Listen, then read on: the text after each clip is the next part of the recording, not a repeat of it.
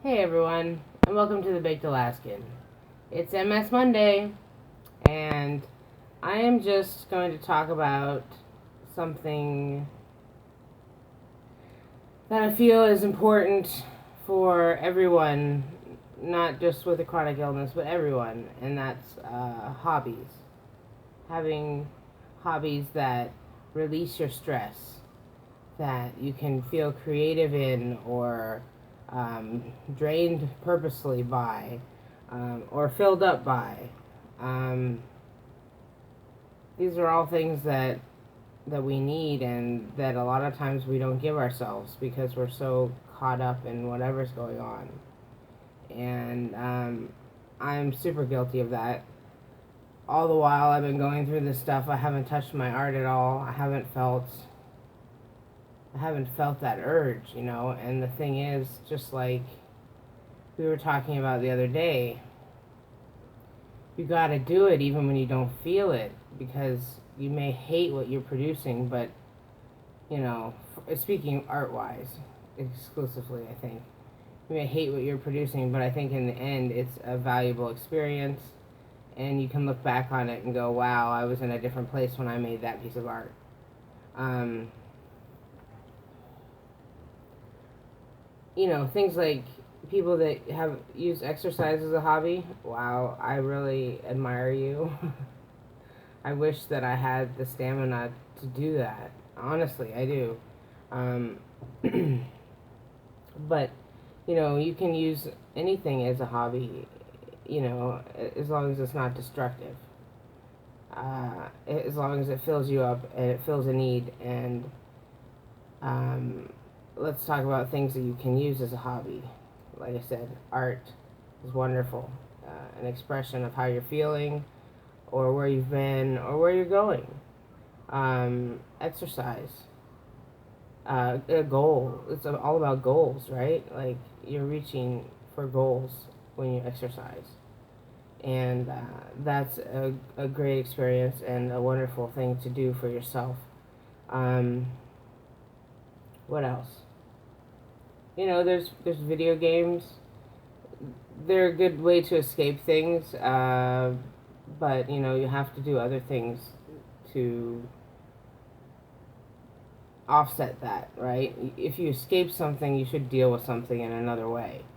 Um, and facing things is hard. And that's why I don't think I can look at art when I feel the way I have been feeling. Um, and with MS and other chronic illnesses, there's so much depression associated with these illnesses that if we don't do something for ourselves, um, you know, we're not going to get much help because depression is a very lonely disease, and it needs a lot to go away. So other things, excuse me. So other things you can do for stress relief and hobbies are hiking, which kind of goes hand in hand with the exercise, but it's more leisurely. Swimming, I'm talking like just relaxing swim, not swimming laps, just a relaxing dip in the pool if you have one. Um, uh, Playing with your pets because they relieve so much stress and give you so much companionship. And as much as you love them, they love you back. And that helps so much when you are feeling so low. And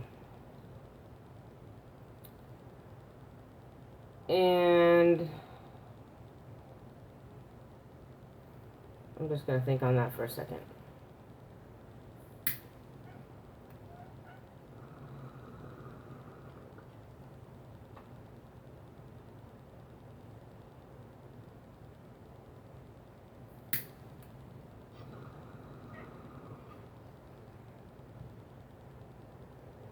Peanut gallery down there.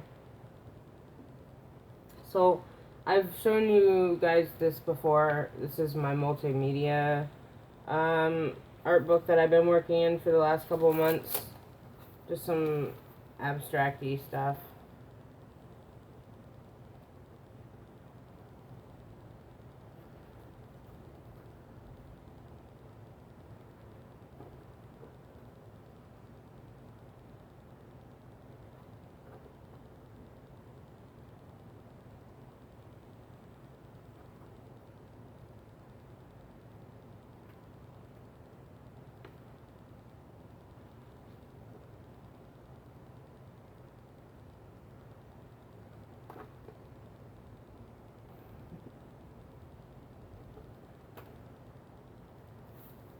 Oh.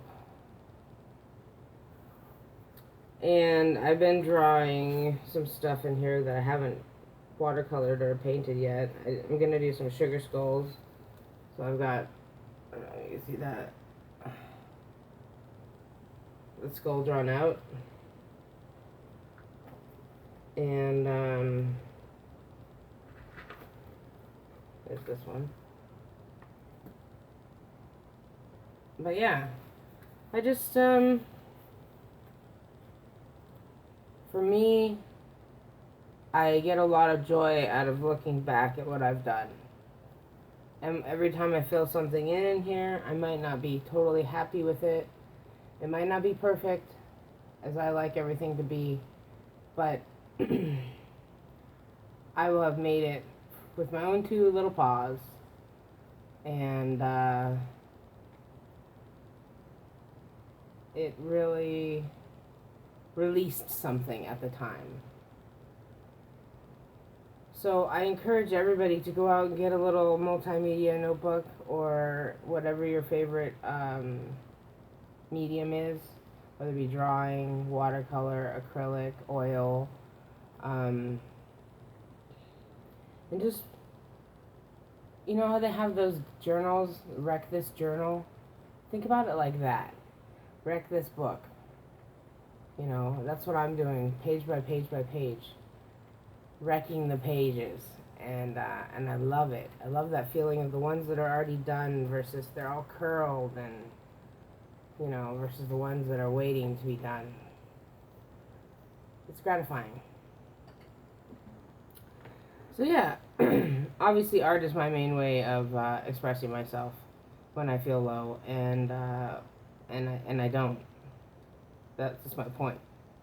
Is that I'm trying. I'm not in that mood, but I'm forcing myself to be, and it's a hard thing to do. You feel like, why bother? Why even trying? It's gonna suck. That's what I feel like, at least. And the other day I made something. I had an experiment and it went all wrong. It went horribly wrong. And then I was left with this abstract shape on this watercolor page. And I had to make something out of it. And because I couldn't just let it be. I couldn't just let that be what I did. So I got some oil crayons out, and I went to town on it. And I made something that looked like I meant to make it. And it was like a penguin on a rock with the sun beaming around it and in shadow. You know, that just goes to show you, like, even if you make something that doesn't look like it works at all, it's not over. You can just go at it some more. And, you know, you might not make anything good to yourself, but to somebody else's eyes, you might see a different thing.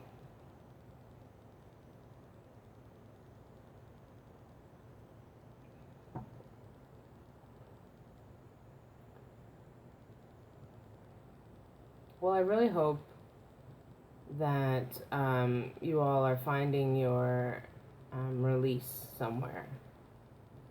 And I really hope this was just the tip of the iceberg. I know I didn't cover the whole topic, but I really hope this tip of the iceberg helps you in some way get to where you need to go. If it's not art or hiking or exercise or anything that I named. You know, if it's something different and you need that motivation to get there, then please let this be your motivation to get there today. To do that for yourself. Because really we have to look after ourselves, because nobody else can do that for us. And I've got a truck pulling in, so I'm going to say goodbye now. And I hope everybody has a wonderful day. Take care out there and be well.